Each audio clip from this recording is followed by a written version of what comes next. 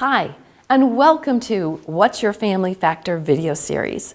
The fact that you're here watching this video says a lot about you wanting to improve how you deal with conflict at work by identifying your family factor.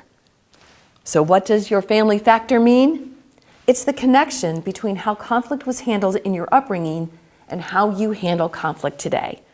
For our purposes, we'll be specifically applying your family factor to your work setting, so you're aware of how your family upbringing impacts your workplace behavior. Here are some examples of how conflict may have been handled in your upbringing. Perhaps there was no conflict at all. It was avoided at all cost.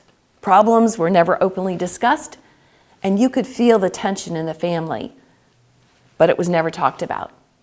For others, the opposite occurred. There was a lot of conflict, yelling, arguing, maybe even violence, and still the problems were never directly addressed. For others, conflict was handled by humor. When conversations got tense, someone cracked a joke, people laughed, and the conversation moved on. Again, the root problem of the conflict never being addressed. There are a myriad of ways of how conflict is handled in families.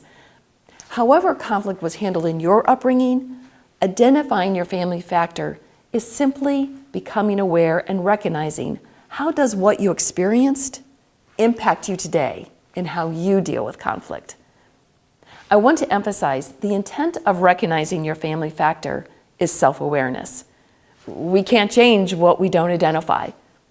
It is not to blame, shame, or throw any family member under the bus. I personally believe parents do the best they can with what they know at the time.